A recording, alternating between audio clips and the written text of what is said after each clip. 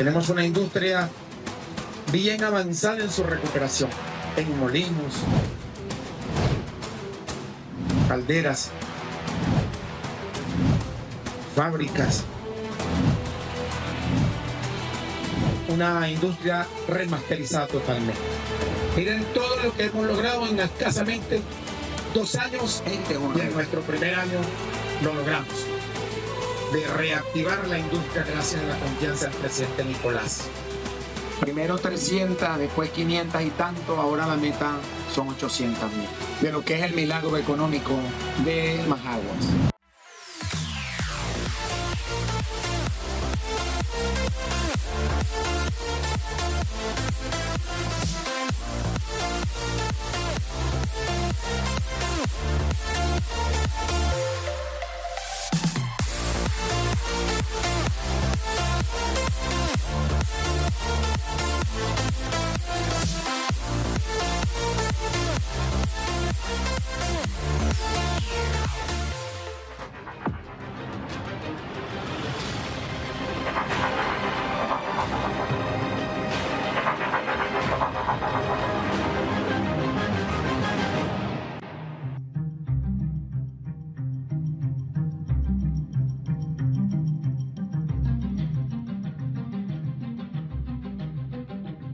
Muy buenas noches, ¿cómo están? Bienvenidos a su programa A Pulso. Como ustedes ya saben, yo soy Julio Riobó desde ya. Usted puede participar con nosotros, @JRiobóF en Instagram, en TikTok, JR Periodista. Me voy a tomar además el atrevimiento, sígueme por acá, ven acá. Voy a activar esta transmisión de mi invitado. Lo voy a hacer. Yo no soy community manager, pero vamos a hacerlo aquí rápidamente.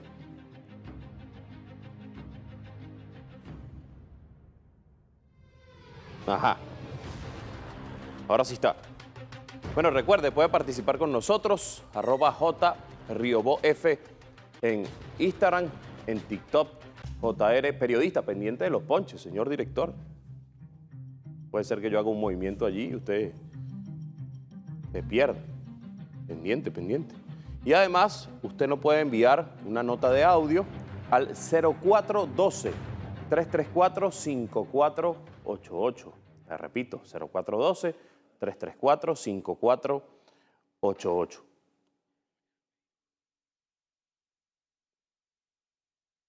Ajá. Fíjense, nuestro invitado el día de hoy, yo le comentaba, recordaba que cuando yo hacía, estamos hablando de hace como 7 años, señor coordinador, un programa que se llamaba En 3 y 2, yo lo invitaba para escuchar sus análisis. Era vicerrector de la UNEFA, algo así, vicerrector, ¿no? Vicerrector, me acordé. Pero ahora, bueno, está cumpliendo una nueva tarea asignada en el ámbito internacional. También es vicecanciller de la República. Es licenciado en Estudios Internacionales, egresado de la Universidad Central de Venezuela en 2010, especialista en Política y Comercio Petrolero Internacional de la Universidad también Central de Venezuela, especialista en Gerencia del Sector Público en la Universidad Católica Andrés Bello, doctorado en Ciencias Políticas de la Universidad Central de Venezuela, fue viceministro de Organización de la Patria Nueva del Ministerio del Poder Popular para la Juventud y desde marzo del 2024, vicepresidente de Asuntos Internacionales del Partido Socialista Unido de Venezuela. Yo cuando lo llamaba para invitarlo a este espacio, le preguntaba si formaba parte todavía de la juventud del Partido Socialista Unido de Venezuela. Él me decía, depende de donde lo analices. Yo le digo, bueno, físicamente yo sé que ya pasó la juventud del partido, pero bueno, la esperanza siempre queda allí, ¿verdad? Recuerde, puede participar con nosotros, @JRiobóF en Instagram, en TikTok, JR Periodista y el 0412-334-5488. ¿Quién nos acompañará el día de hoy? Vamos a ver el siguiente material audiovisual. Y lo que nosotros tenemos, que es el principal reto de nuestra generación, es poder deslastrarnos, desparcarnos de las viejas formas del ejercicio de la política. Esa forma del ejercicio de la política que te indicaba que el pensar en demasiado en ti, en el yo, en la competencia desleal, insana, en el egoísmo como forma natural del ejercicio de la política, era con lo que la Cuarta República y sus actores políticos que hoy están con rostros, nombres y apellidos en la oposición venezolana, en personas que buscan la asfixia económica de nuestro pueblo, personas que buscan el bloqueo económico para afectar la cotidianidad de la familia venezolana. Esos hombres y mujeres que hacen lo que sea por acceder al poder político al margen de la ley, es lo que nosotros nos enfrentamos. Bueno, y tenían imágenes en estas palabras de nuestro invitado del día de hoy. Nos acompaña Rander Peña. ¿Cómo está? Gracias por estar aquí. Secretario Ejecutivo del ALBA TCP. Tiene tan solo como un mes, ¿no? Poco menos. Semanas. Poco menos de un mes. Del 12 de junio del mes pasado. ¿Cómo le cayó esa designación para esa nueva tarea? Una responsabilidad delegada por parte de los presidentes de la Alianza Bolivariana para los Pueblos de Nuestra América, copresidentes, primeros ministros. Y además de la confianza delegada, es el moral bolivariano que tenemos encima. La idea bolivariana, nosotros siempre lo hemos dicho, querido hermano Riobó, un saludo a todo el pueblo venezolano y a todo tu público. La Alianza Bolivariana para los Pueblos de Nuestra América es mucho más allá de los 10 países que la conformamos, sino es la convocatoria a la idea bolivariana, que tiene dos principios fundamentales. Primero, la unión nuestroamericana. La unión nuestroamericana como principio rector de la acción en la región, y lo segundo es la suprema felicidad posible. Entonces termina siendo una convocatoria. En la medida de que nosotros colaboremos a la felicidad del otro, estaríamos contribuyendo a la idea bolivariana, a que la idea bolivariana se haga realidad. Fíjense, me gustaría conocer qué está haciendo en el ámbito internacional, cuál es el trabajo que realizan los países integrantes del ALBA de cara a lo que viene sucediendo con el tema de la migración, el trato cruel, inhumano que se le da no solamente a los venezolanos, sino también a otros compatriotas de otros países. Fíjate que hoy, casualmente, Riobó, querido hermano, teníamos una videoconferencia con varios dirigentes, líderes y lideresas de América Latina, y casualmente hacían justo esa pregunta: ¿cómo la Alianza Bolivariana se integra o cómo comprende la situación migratoria y el surgimiento del fascismo en esta época?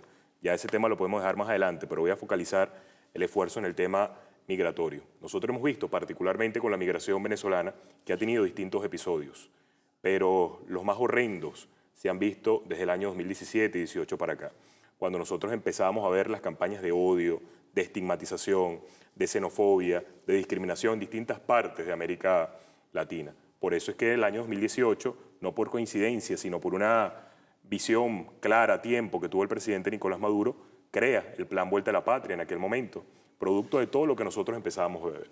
¿Pero por qué pasaba? Porque era la forma de rendir el gentilicio venezolano.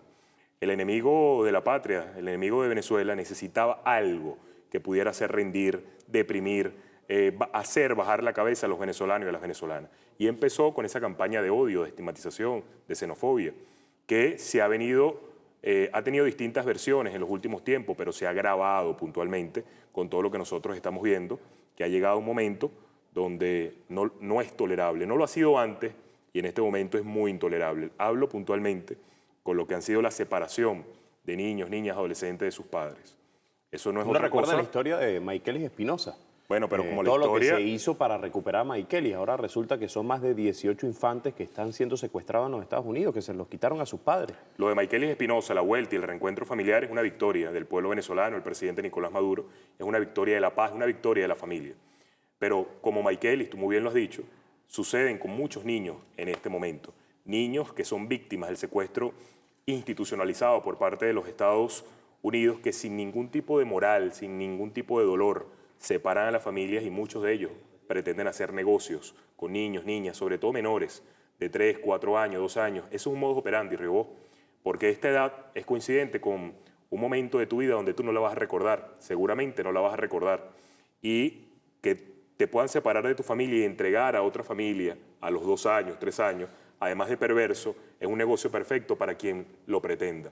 Por eso es que la campaña que desde Venezuela nosotros hemos arrancado, el presidente Nicolás Maduro se ha puesto al frente, los países de la región han acompañado, los países del ALBA han acompañado la demanda que está teniendo el pueblo venezolano, que además lo tiene afligido. Nosotros estamos conmovidos, pero no es una conmoción pasiva, al contrario, nuestra conmoción, que nos ha aturdido mucho, nos ha mantenido activos y en ofensiva política para el rescate y vuelta de cada uno de esos ¿Quién está detrás niños. de ese negocio? Es un emporio. Es lo primero que hay que decir, es un emporio, es un gran negocio. El negocio del tráfico de niños es un negocio. Sin embargo, lo que nosotros podemos hablar y decir, y lo decimos con mucha firmeza, el presidente Nicolás Maduro lo ha dicho, el jefe del presidente de la Asamblea Nacional, Jorge Rodríguez, lo comentó en sesión de la Asamblea Nacional, lo dijeron de manera abierta también, por el silencio puedo hablar de complicidades. Y hay un silencio cómplice que aturde a cada uno de nosotros. Puntualmente lo hablamos por el Alto Comisionado de Derechos Humanos, Volker Turk. ¿Qué opina el secretario ejecutivo del ALBA TCP, Volker Turk? El presidente Nicolás Maduro ha hecho muchos esfuerzos. Nosotros hemos sido testigos como en varias oportunidades en el pasado, el presidente Nicolás Maduro ha pedido al Alto Comisionado de la Oficina de Derechos Humanos que se pronuncie. ¿Con quién se reunió? Se reunió y en conversaciones, en llamadas telefónicas, por eventos recientes. Lo digo puntualmente por el secuestro de los venezolanos y las venezolanas que está en un centro, un campo de concentración en El Salvador, que ese gobierno denomina SECOT. Podemos hablar de él más adelante, pero también lo hizo con el caso de Michael, lo hizo o lo está haciendo con el caso de los 18 niños secuestrados en este momento separados de sus familias. ¿Y qué ha pasado? ¿Qué comunicación, qué comunicado, qué voz se ha tenido o ha tenido los venezolanos y las venezolanas en la oficina del Alto Comisionado de los Derechos Humanos? Ninguna. No ha habido ningún tipo de pronunciamiento, ni de condena, ni de exhorto. No ha habido absolutamente nada. Y eso, para estos tiempos, querido hermano Rego y pueblo venezolano, si tú no haces nada, tu silencio es cómplice de lo que está pasando. Y ahora bien, pero lo tampoco yo he visto a Antonio Guterres diciendo nada. Es una pregunta que le tengo. No, más bien salió defendiendo a Volker Turk. Sí, lo vi, por eso le pregunto. También un silencio cómplice, esa es la palabra esta semana, diría yo. Silencio cómplice probablemente de Antonio Guterres. No, probablemente ahí no haya silencio cómplice, sino más bien hay un apoyo público a Volker Turk, sea lo que sea que esté haciendo Volker Turk. Entonces hay una complacencia a las actuaciones silentes que ha tenido Volker Turk, que además ha rendido la oficina del Alto Comisionado de Derechos Humanos, ha rendido su mandato, pero además ha subordinado esa oficina a los intereses hegemónicos que en este momento están desafortunadamente golpeando con mucha fuerza, con todo, a familias venezolanas que están en llanto. Pero nosotros no sabemos ganadores. Así como Michaelis pudo volver al país, yo estoy seguro que todos estos niños, los 18 niños en esta ocasión, pero estoy seguro que va a ser un modus operandi que el imperialismo norteamericano no va a detener. Ese final feliz, diría feliz porque, bueno, Michaelis Espinosa está con sus familiares. ¿Se va a repetir con estos más de 18 niños que están en la misma situación? Yo tengo la completa seguridad que sí, pero para eso no va a suceder de la nada. Los venezolanos y las venezolanas tenemos que actuar en coherencia con lo que está haciendo el presidente Nicolás Maduro. Esto es una empresa nacional, esto es una situación que el país unido, todos, con presiones y cada quien con los alcances que podamos tener, vamos a lograr que más temprano que tarde todos estos niños puedan volver a casa y puedan estar con sus padres, con sus madres, con su familia, que puedan crecer en el lugar donde deben crecer, que es Venezuela, que es la patria. Pero esto pasa, querido hermano Riobó, por la campaña, el canto de sirena, como diría, que la derecha venezolana empezó a hacer por allá, por el año 2011, 2012. Nosotros recordamos, mi generación, que en ese momento tenía 21, 22, 23 años, recordamos cómo empezaba una campaña para promover la migración del joven profesional. ¿Acaso no recordamos el Me Iría Demasiado? El Me Iría Demasiado fue una campaña promovida por los sectores de la derecha para hacer migrar a un sector que podía beneficiar al país receptor, es decir, jóvenes profesionales de distintas áreas. Y esa migración, de alguna manera poca, pequeña, se dio durante el año 2012, 13, esa pudiéramos nosotros caracterizar, Riobó, que fue la primera migración, la de aquel momento. Pero una segunda migración que es coincidente con el año 2015, 16, coincidente a las medidas coercitivas unilaterales. Aquí suprimos la palabra coincidencia y colocó la palabra inducción, fue inducida. Fue una migración inducida durante ese momento, 15, 16, en la que no impactó, fueron a los sectores profesionales, los sectores jóvenes profesionales, sino empezó a impactar a cada una de las familias jóvenes de nuestros sectores populares más vulnerables de la sociedad venezolana, que tenía como decisión ir a los países donde tenía algún tipo de afinidad. Es decir, si mi abuela, mi abuelo, mi tía era de Perú, era de Colombia, era de Ecuador, voy hacia allá. ¿Por qué? Porque tengo algún amigo, puedo llegar bien, mi abuela me dijo que podía llegar sin problema, y en medio del desespero que estaban teniendo familias producto de las sanciones que empezaban a impactar de una manera muy agresiva al pueblo venezolano, empezó a darse esta migración. Pero esta migración no fue bien recibida, fue muy mal recibida, fue estigmatizada, fue golpeada, y nosotros debemos recordar que con mucho dolor nuestra población migrante durante el año 15, 16, 17, empezaron a ser víctimas de todo lo que ya nosotros hablamos. Esa fue una segunda migración, una segunda oleada. Cansada de esa oleada, en el 2018 empezamos nosotros a traerlos de vuelta a casa, muchos de ellos. Sin embargo, en el año 17 y 18 también todavía continúan las medidas coercitivas unilaterales. También el tema, hay algunos analistas, y disculpe que lo interrumpa, que hablan del tema del interinato. Este interinato que llamó también a la migración, porque en ese momento Donald Trump era el presidente también. Correcto. Y muchos analistas dicen que facilitó los mecanismos para que venezolanos y otros compatriotas de otras naciones fueran a los Estados Unidos. Totalmente engañados, sin duda. Sí, la facilitación Bueno, se vendían asilo, usted lo debe recordar, hay audio, eso es hay pruebas de eso. Sí, el concepto de facilitación probablemente sea muy pasivo. Ellos estuvieron al frente de esa migración.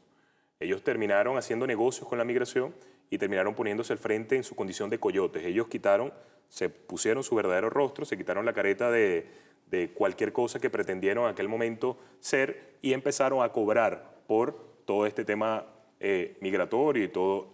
A partir de ese momento, Riobó, y qué bueno que tú lo mencionas, empezaba una segunda oleada, una tercera oleada de migraciones, pero son migraciones, eran dobles migraciones, es decir, venezolanos que podían salir de Perú, de Colombia, de Ecuador y empezaban a migrar hacia el norte, coincidente efectivamente con el momento del gobierno de Narnia, del señor que no mencionaremos en esta ocasión, del año 2019, pero era porque tenía un negocio redondo.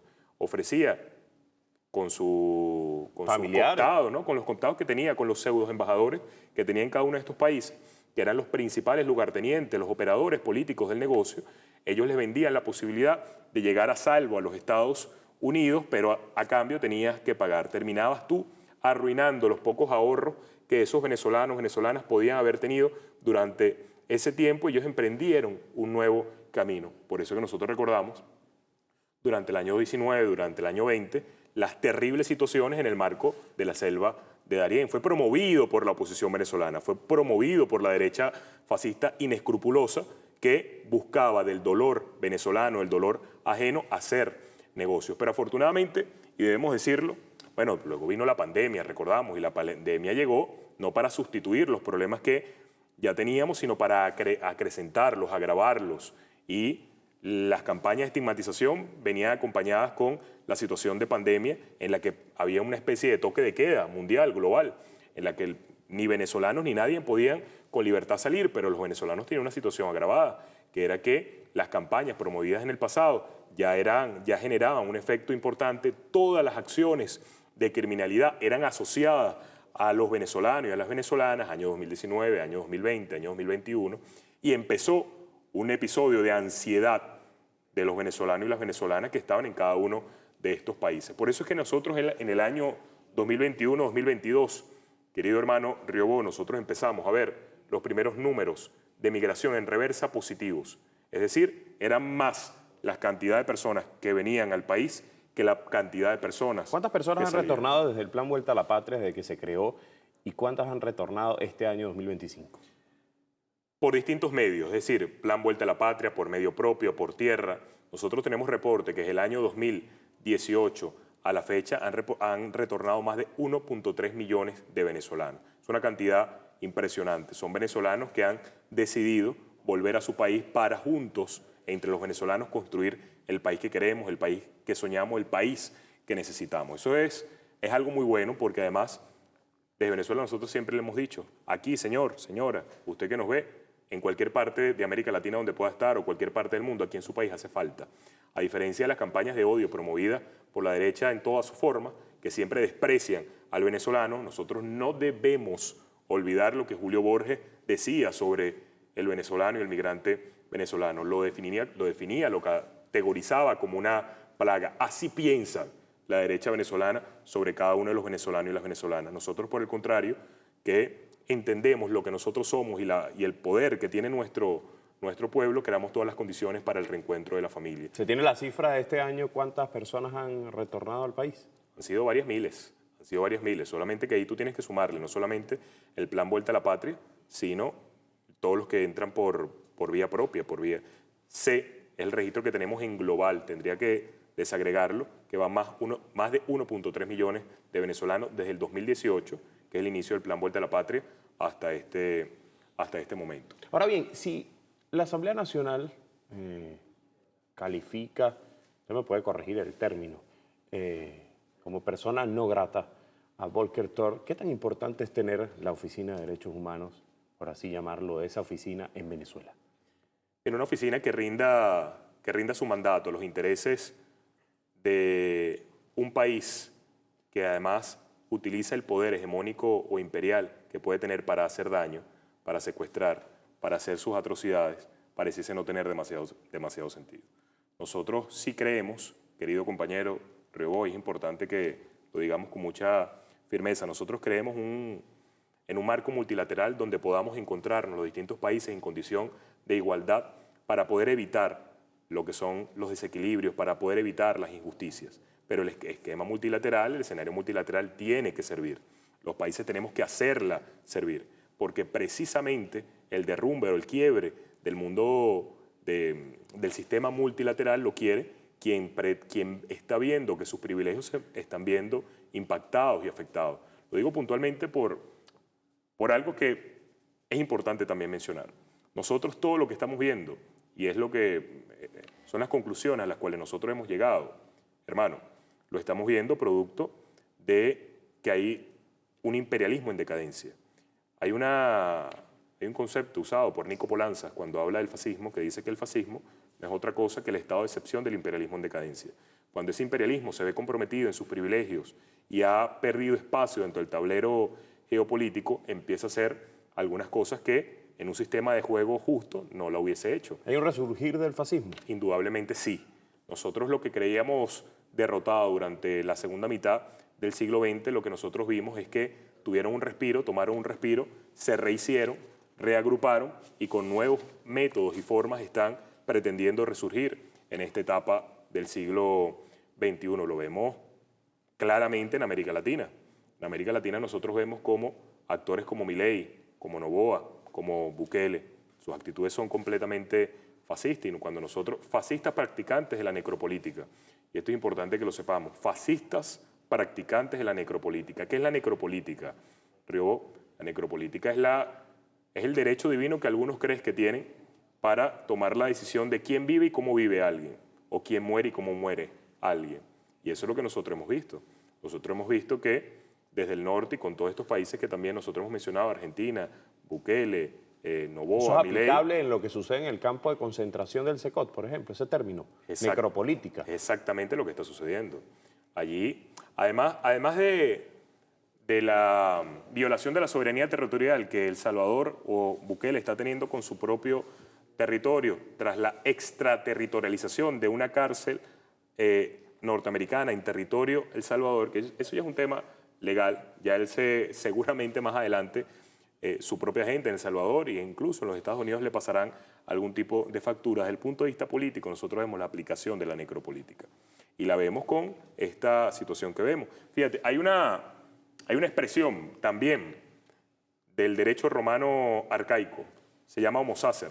Homo sacer es esa condición en la que una vida no era susceptible a ser protegida por la ley. Y si tu vida no es protegida por la ley, tu muerte no es un delito. Pareciese que en estos tiempos intenta resurgir esa condición de que algunas vidas tienen derecho a que permanezca, que puedan vivir y otras no son tan importantes. El ALBA está en una lucha permanente por los más de 250 migrantes, por así llamarlo, venezolanos secuestrados en El Salvador. El proyecto bolivariano y la alianza bolivariana entendida desde su origen, que es con Bolívar hace 200 años, hasta su resurgimiento renovado con el pacto del comandante Fidel y el comandante Hugo Chávez en el año 2004, están en una campaña permanente en contra de la injusticia, en contra de lo negativo humano, lo negativo latinoamericano. Y efectivamente sí, los países de la Alianza Bolivariana para los Pueblos de Nuestra América han tenido pronunciamientos firmes, contundentes, sin titubeos, sobre lo que nosotros vemos que son claras agresiones al pueblo venezolano, claras agresiones a las familias que están siendo separadas de los niños, niñas, adolescentes. Una alianza virtuosa, la que nosotros pudiéramos considerar que tiene la Alianza Bolivariana para los Pueblos de Nuestra América. Volker Torr,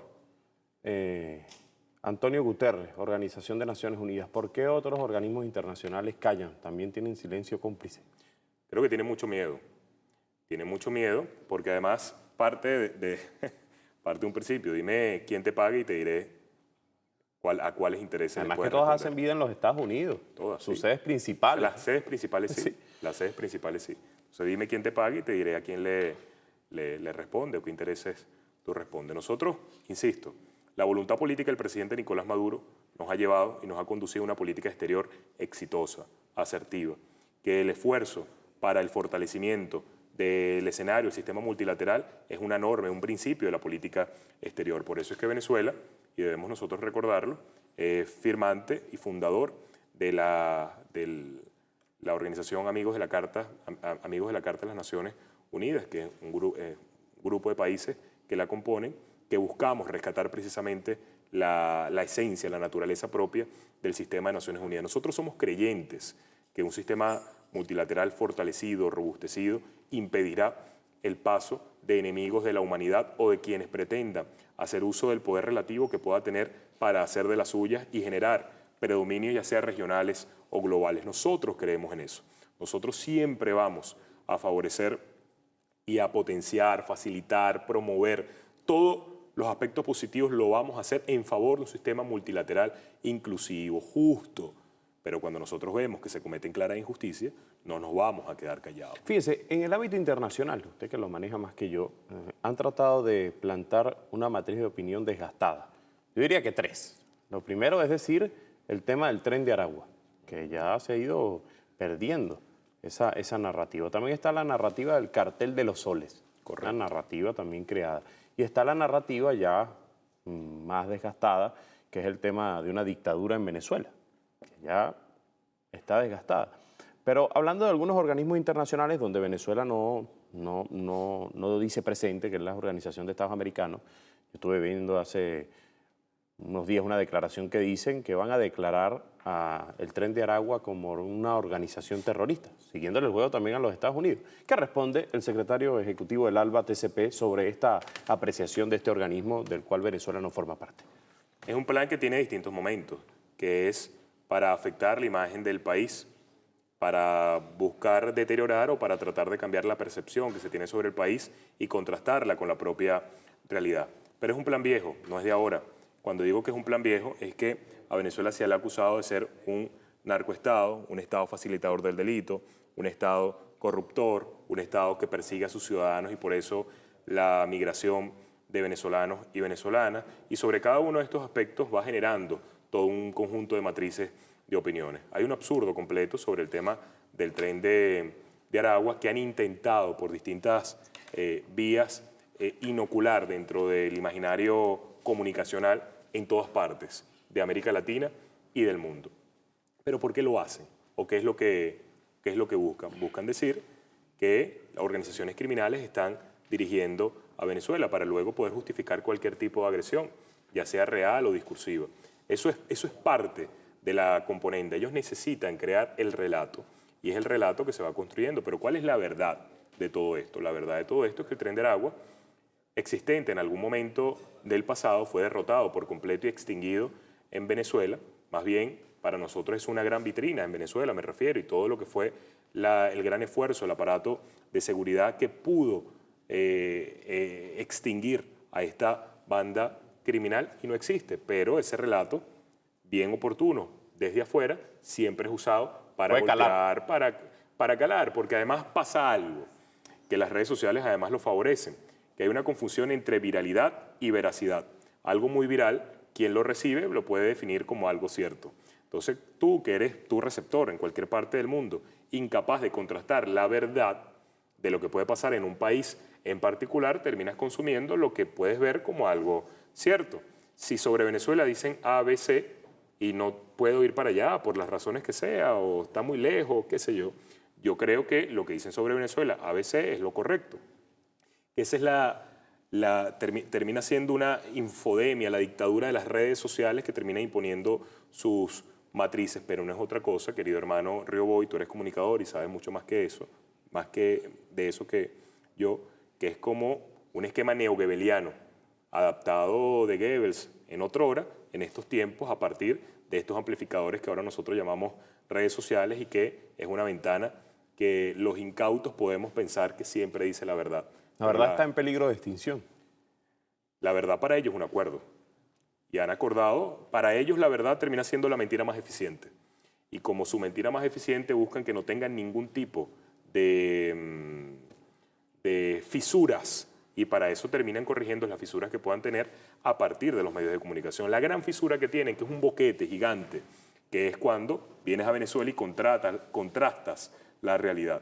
Por eso es que ellos evitan que el mundo pueda venir a Venezuela, puedan ver con sus propios ojos lo que sucede acá y decir la verdad de lo que pueden ver. Esto no es una pregunta para usted.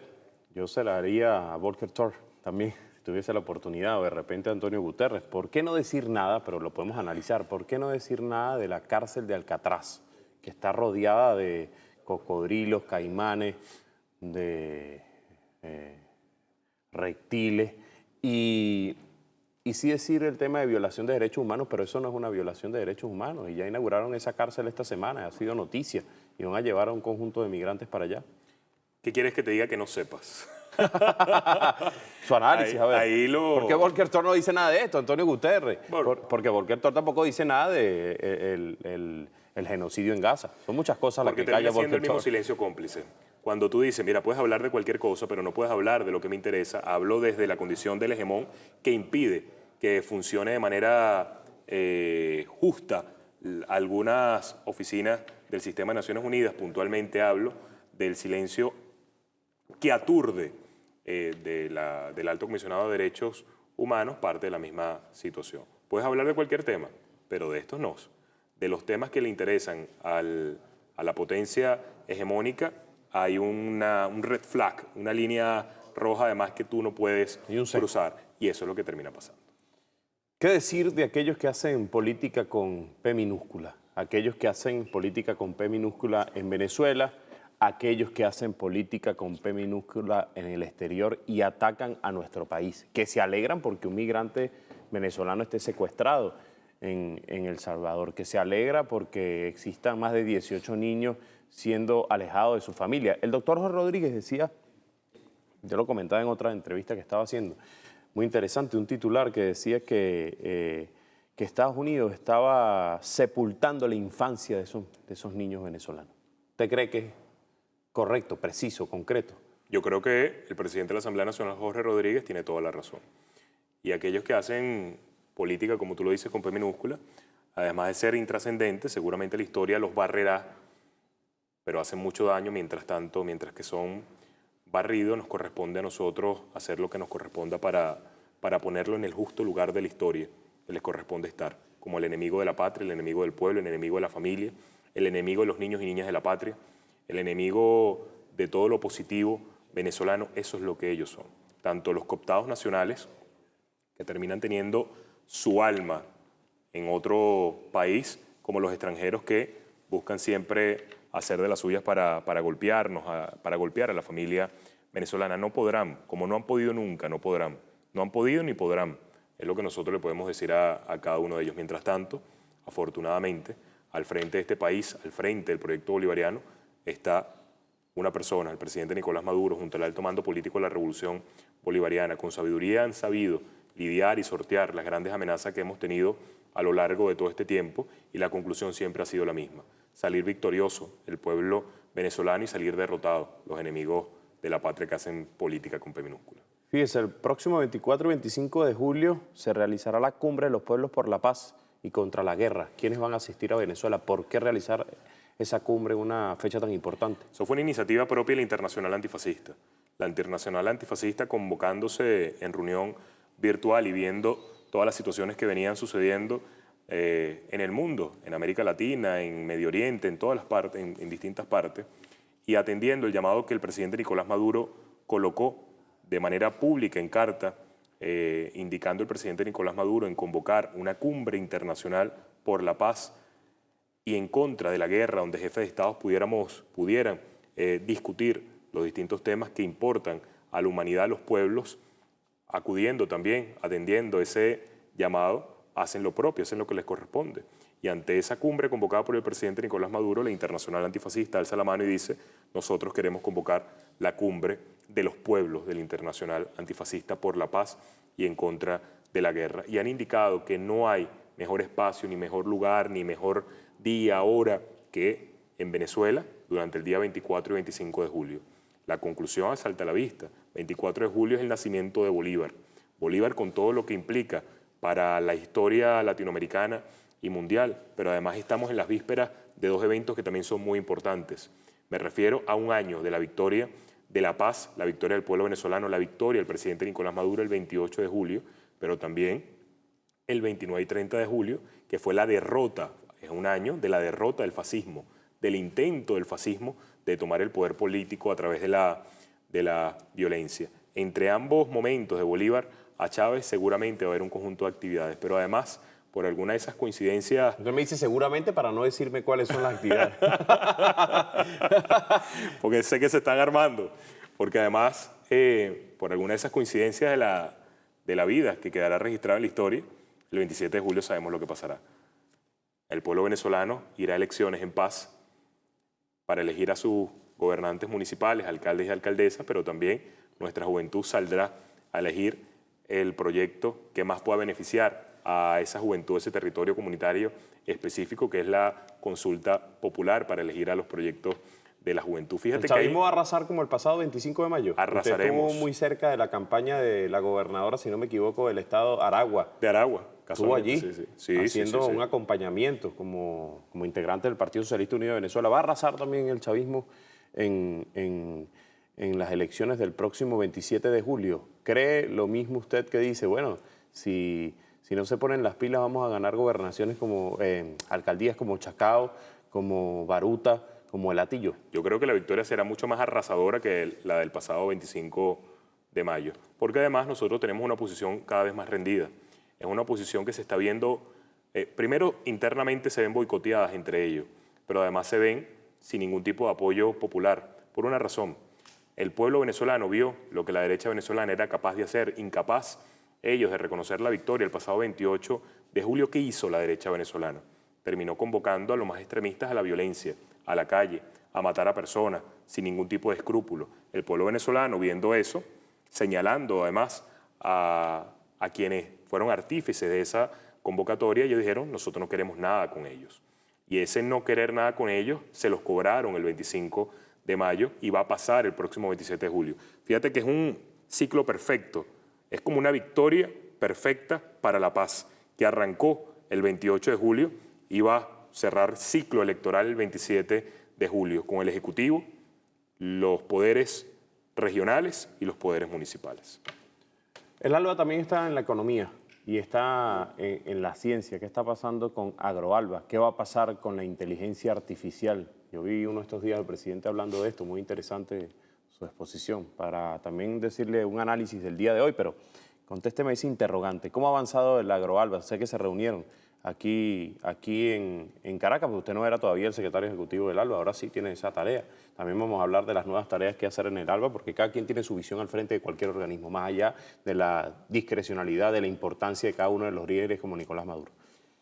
A ver, el ALBA tiene dos proyectos virtuosos en esta nueva etapa de la Alianza Bolivariana para los Pueblos de Nuestra América, comparable con Petrocaribe incluso, que es AgroAlba y Alba Azul.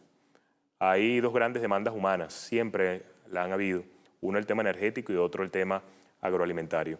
Lo que procura AgroAlba y Alba Azul es precisamente poner a disposición todos los recursos que nosotros tenemos, tierras, recursos hídricos, actividades y producción de distintos tipos y rubros para poder garantizar la seguridad y la soberanía alimentaria de nuestros países. Es una visión solidaria y complementaria de lo que tenemos, que ponemos a disposición de los países de la Alianza Bolivariana para los Pueblos de Nuestra América, cuya única intención es poder, insistimos, garantizar la soberanía alimentaria, la seguridad alimentaria. Esto, como tú muy bien lo indicas, tuvo un buen momento en la Expo AgroAlba, una actividad convocante a todos los países del ALBA que se realizó acá en Caracas. Enormes y buenas conclusiones, firmas de memorando de entendimiento entre distintos países de la alianza. Ya están empezando a avanzar en cada uno de las actividades productivas propias de cada uno de de los proyectos de cooperación, Agroalba y Alba Azul, y allí van dando, va muy bien. Eso estamos seguros, estamos convencidos que ambas, Agroalba y Alba Azul, serán las dos buenas nuevas de esta etapa política virtuosa de la Alianza Bolivariana para los Pueblos de Nuestra América. ¿Qué hay que cambiar dentro del ALBA TCP? ¿Qué hay que fortalecer? Profundizar el pensamiento bolivariano. A ver, nosotros insistimos sobre esta idea. El ALBA no son los 10 países solamente que la conforman, insistimos, sino es una convocatoria para hacer más a partir del pensamiento bolivariano. Y el pensamiento bolivariano tiene como principio rector pasional, además, hacer posible la mayor suma de felicidad para el otro. Cuando nosotros vemos que la felicidad se hace estática, es decir, que vemos que hay una acción que está impidiendo yo acceder a la mayor suma de felicidad para nuestro pueblo, eso hay que cambiarlo, hay que renovarlo, hay que avanzar más, hay que despejar cualquier tipo de caminos para lograr acceder a ese espacio, a ese estadio de felicidad posible. También nosotros estamos viendo que está la Agencia de Cooperación del ALBA, que está siendo receptora de proyectos importantes para cada uno de los países del ALBA, con la posibilidad de ser financiados, y eso va a impactar de manera directa a los pueblos de cada uno de los países que conforman la alianza. Yo pudiera decir que es una alianza que está fortalecida, renovada, pero sobre todo está inspirada. Inspirada en el nuevo momento porque entendemos que el ALBA no está o se comprende fuera del escenario global o de los cambios que nosotros estamos viendo. Hay una época de cambio, es un cambio epocal por completo, y el ALBA está participando de manera activa dentro de ese espacio y nos sabemos a la vanguardia de los cambios que estamos teniendo. Al menos en América Latina le impactamos con mucha fuerza y así seguirá siendo. El ALBA es el anillo concéntrico número 1 que impacta al resto de la región. Por eso nosotros sabemos el lugar que nos corresponde estar.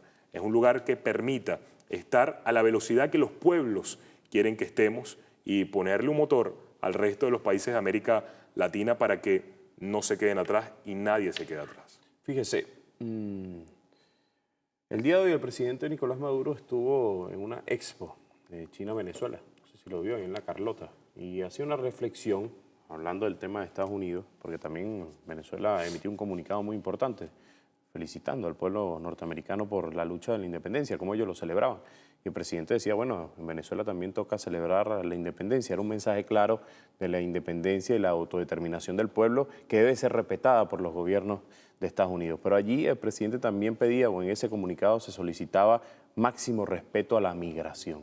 Estados Unidos tiene claro que Venezuela va a defender, cueste lo que cueste, la autodeterminación de su pueblo, más allá de cualquier pretensión, más allá de cualquier acción que han querido tomar con distintos factores que hacen política tanto nacional como internacional para afectar a Venezuela. Yo no sé si ellos lo tienen claro o no, pero sí te puedo decir que nosotros lo tenemos muy claro.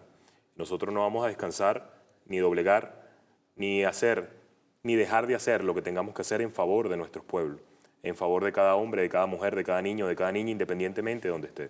Si está en el país, lo protegemos con toda la fuerza del Estado para que se sientan seguros, protegidos, felices. Pero si están fuera de ellos, lo hacemos con mayor ahínco, con mayor dedicación, porque sabemos el grado de vulnerabilidad que puede tener un hermano venezolano o venezolana cuando está fuera del país. Es impresionante nosotros ver, a mí me tocó en muchas ocasiones recibir a muchos venezolanos y venezolanas que venían de distintas partes de América Latina y del mundo. Cuando ellos llegaban, ellos se sentían seguros, se sentían como que estuvieran llegando a casa, como efectivamente estaba pasando. Ese calor de seguridad, ese grado de seguridad que solamente ofrece un hogar y que los venezolanos y las venezolanas podemos acceder, es lo que nosotros vamos a lograr con cualquier venezolano independientemente de donde esté. La revolución bolivariana los va a alcanzar, lo está alcanzando. Y si alguien, y esto es importante que nuestro pueblo lo sepa, si alguien ha sabido sortear situaciones, ganar y tener victorias ante cualquier tipo de adversidad, es Nicolás Maduro Moros. Si Nicolás Maduro Moros dice, el presidente de la República Bolivariana de Venezuela, que esos niños estarán seguros, que esos niños volverán a casa, es porque esos niños volverán a casa. Y usted, hombre o mujer que nos está viendo a esta hora, verán más temprano que tarde, así como sucedió con Michaelis, el reencuentro de la familia venezolana junto con estos niños que están en este momento siendo secuestrados en los Estados Unidos. Mira, algunos comentarios. Dice Saúl Rafael Llanes, hay que fortalecer los movimientos sociales del ALBA TCP. Correcto, está bien, siempre hay que fortalecerlo, incrementarlo, más bien establecer una agenda de trabajo que nos permita atender las grandes demandas que en este momento estamos teniendo como humanidad. Dice, importante la conformación del Consejo de Movimientos Sociales para que se defiendan los acuerdos entre naciones hermanas. El 26 de julio, el ALBA Movimientos va a sesionar en el país, acá. Nosotros hacemos a todos los compañeros y compañeras que queramos fortalecer el movimiento ALBA Movimiento, bueno, que nos veamos. Eso va a ser acá en Caracas. Distintas partes son 44 países, más de 400 organizaciones. Van a venir acá a participar en la Cumbre de los Pueblos, pero además a sesionar en el marco del directorio de ALBA Movimientos. Bueno, la tecnología ha ayudado mucho a las reuniones. Ya la mayoría se realizan telemáticas para coordinar. Eso era imposible hace más de 15 años, por ejemplo. Pero le pregunto lo siguiente, ¿qué opina en esas reuniones telemáticas cuando Venezuela se prepara junto a usted que formó parte en su momento de la juventud del partido y esa juventud está en este momento movilizada proponiendo proyectos para ser concluidos a través de una asignación de recursos de manera directa por parte del Ejecutivo Nacional? Mira, la democracia en algún momento intentó ser secuestrada por un grupo de personas que, accediendo o en nombre de la democracia, pretendieron arrebatarle el poder al pueblo, a los pueblos de cada uno de los territorios. Nosotros con esta propuesta de consulta cada 3-4 meses para que proyectos puedan ser votados y sean epicentros para el desarrollo comunitario, lo que hacemos es volver a rescatar la naturaleza que la democracia siempre o nunca ha debido dejar de tener. Nosotros desde Venezuela, acá en la patria bolivariana, hacemos de la democracia lo que verdaderamente es, lo que debe ser. Ese deber ser de la democracia, ese deber ser de la política, es lo que nosotros practicamos a través de este tipo de consulta. Por eso es que la respuesta sería, me siento maravillado, contento, feliz, porque es una nueva generación, somos las nuevas generaciones, producto de la comprensión política que estamos teniendo en nuestro propio territorio y las condiciones subjetivas y objetivas que están dadas para avanzar, que estamos siendo proponentes al mundo de lo que verdaderamente es la democracia. Este es el principal contraste de este esquema de democracia participativa, protagónica, comunitaria, esta gobernanza comunitaria que nosotros vemos. La contrasta es la democracia neoliberal, que es solamente un grupo, siempre reducido, cada vez más reducido, una élite política con pretensión de perpetuarse en espacios de poder, impiden que sus pueblos puedan decidir y tomar decisiones sobre los aspectos más importantes. Por eso es que nosotros nos sentimos muy orgullosos y por eso es que Venezuela abre sus puertas al mundo entero para que puedan venir este próximo 27 de julio y mirar la experiencia de consulta popular en Venezuela. Fíjese, Estados Unidos se juega todas las cartas, todas. Todo está sobre la mesa para atacar a Venezuela. Me quería preguntar porque Irfan Ali ha declarado que Venezuela es una amenaza para su país, porque Estados Unidos se juega esa carta y se la juega con la ExxonMobil. ¿Qué responde el secretario de la Alianza Bolivariana para los Pueblos de Nuestra América, el ALBA TCP, teniendo en conciencia la importancia del Caribe cuando se dan este tipo de declaraciones? Mira, primero enviarle todo nuestro cariño, nuestro amor, nuestro respeto al pueblo guyanés, pero decirle que cada vez menos Irfan Ali es un vocero de su propio pueblo. Irfan Ali termina siendo un vocero de los intereses petroleros que están en este momento explotando en lugares indebidos y no delimitados. Termina siendo un empleado de la Exxon. Lo ha dicho de manera abierta. Desde el año 2018 para acá, un conjunto, suceso de eventos lo han demostrado, esto que te estoy diciendo. Por eso yo quiero caracterizar ambas cosas. Cuando Irfan Ali habla, no habla en nombre del pueblo guyanés. Cuando Irfan Ali habla en nombre de la ExxonMobil y sus intereses. Y esto es importante, nosotros caracterizarlo y diferenciarlo bastante bien. Ahora le pregunto, ¿qué pasa con el CARICOM? ¿El ALBA conversa con el CARICOM también? Porque el CARICOM ha tenido su postura, a veces a favor de Irfan Ali. ¿Por qué pasa eso? Y desde el CARICOM nosotros debemos recordar el Acuerdo de Argyle, que son espacios donde nosotros debemos permanentemente hablar, que rescatan el Acuerdo de Ginebra como principio de resolución de las controversias por la vía pacífica acordada entre las partes. Eso lo promovió el CARICOM, eso se promovió en San Vicente de las Granadinas. Ese fue el Acuerdo de Argyle hace no mucho, hace poco. Nosotros, insisto, vamos a seguir promoviendo cada espacio en favor de lo que el Acuerdo de Ginebra establece de una manera bastante clara. Este tema siempre naturalmente en manos de la vicepresidenta de la República Bolivariana de Venezuela, del canciller de la República Bolivariana de Venezuela, pero especialmente el presidente Nicolás Maduro, siempre han sido muy claras al momento de referir. Nuestro marco político, jurídico y de acción siempre va a ser el Acuerdo de Ginebra. Y el Acuerdo de Ginebra establece, insistimos, aspectos muy claros para poder avanzar, que son acuerdos mutuos entre las partes. Si tú y yo acordamos, avanzamos. Si tú y yo no acordamos, no avanzamos, y avanzaremos cuando nos pongamos de acuerdo. Pero debemos respetar el Acuerdo de Ginebra como principio básico para poder acceder a cualquier escenario que nos pongamos a acceder. Y eso es lo que, en eso andamos, en eso se anda.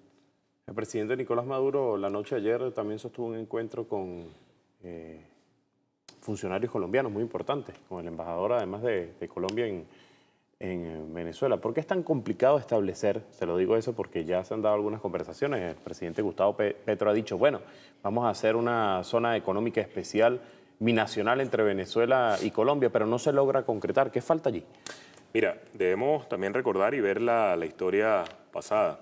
Tanto Duque como Uribe, como todos los que pasaron, pusieron minas antipersonales para que tras cada avance siempre explotara algo y sucediera algo en detrimento de las relaciones bilaterales. Más bien, ¿pasa esa mina también en la diplomacia en este momento? Más bien, en este momento, lo que han sido las relaciones o cómo se ha venido avanzando en estos últimos años se han dado y han sido pasos extraordinarios. Lo de ayer es una muestra de ellos. Ningún esfuerzo va a ser suficiente siempre en favor de integrar a los países de Colombia y Venezuela, en fortalecer alianzas o en fortalecer políticas comunes binacionales que permitan que los pueblos de Colombia y Venezuela accedan a mejores situaciones. Siempre, en respuesta a tu pregunta, van a haber detractores de la unidad. Siempre.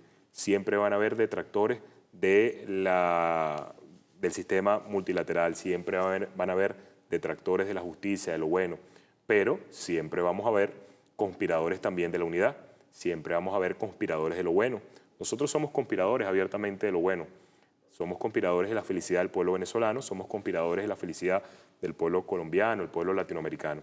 Lo de ayer es una gran noticia para ambos países y estoy seguro que pasos se seguirán dando en la dirección correcta en la que Venezuela y Colombia puedan acordar todo lo que deben acordar en favor de políticas asertivas para nuestra gente. Mi última pregunta para despedir este programa. Secretario, fíjese. Venezuela tiene muy marcada su posición y la tiene clara desde la llegada del comandante Chávez en torno al conflicto entre Israel e Irán. Es preciso el apoyo de Venezuela a la República Islámica de Irán. Y no se había escuchado una propuesta como la del presidente Nicolás Maduro en el momento del conflicto. Recuerdo que el presidente había enviado una carta a Donald Trump sobre su propuesta, a Xi Jinping, y bueno, había hablado y publicado esta carta donde pidió una cumbre, ya usted me hablaba de la cumbre de los pueblos por la paz y contra la guerra. ¿Cómo caló este llamado del presidente Nicolás Maduro y esta petición muy humilde que decía, y lo describía muy bien él, a la paz ante este conflicto que aún está latente? Bueno, que aún está allí porque no sabemos qué puede suceder. Fíjate que el ALBA inmediatamente hizo suya la propuesta de la convocatoria de la cumbre internacional en favor de la paz y en contra de la guerra al día siguiente, y hemos tenido reacciones formidables, buenas, positivas por parte de cada uno de los países de América Latina y del mundo. Pero algo también muy importante, y lo dijimos hace 5 minutos, cayó también muy bien en el alma profunda de nuestros pueblos. Tanto así que se ha convocado a una cumbre de los pueblos por la paz y en contra de la guerra. Lo que quiero decirte es que esta iniciativa del presidente Nicolás Maduro ha calado en distintos escenarios y sigue teniendo plena vigencia su convocatoria y su realización. Está en serio peligro la humanidad a partir de que el fascismo ha intentado y ha buscado nuevas formas de resurgir. Y el fascismo es una patología, es una enfermedad que pone en serio riesgo a la humanidad, al punto no de enfermarla para que luego pueda recuperarse, sino de enfermarla para matarla por completo, extinguirla por completo. Y ante eso, todo lo que nosotros podamos hacer para impedir que ese tipo de situaciones puedan presentarse. Todas las acciones políticas se van dando a nivel gubernamental, la política exterior eficiente y asertiva de la revolución bolivariana, la política de entre los partidos políticos, movimientos sociales, entre los pueblos, que viene siendo fundamental, fuerte, además que es transversal y trascendente. Y por eso nos sentimos emocionados, contentos y también inspirados en continuar esta batalla. Bueno, agradezco a Rander Peña. Gracias por haber hermano. venido a este programa a Pulso. De esta manera despedimos este espacio. Agradezco a mi casa venezolana de televisión, Radio Miraflores, La Voz de la Verdad, Telearagua y TV Fan por transmitir este programa en tiempo real. Si usted sintonizó tarde, lo puede disfrutar mañana a las 10 de la noche en TVs. Que tengan feliz fin de semana.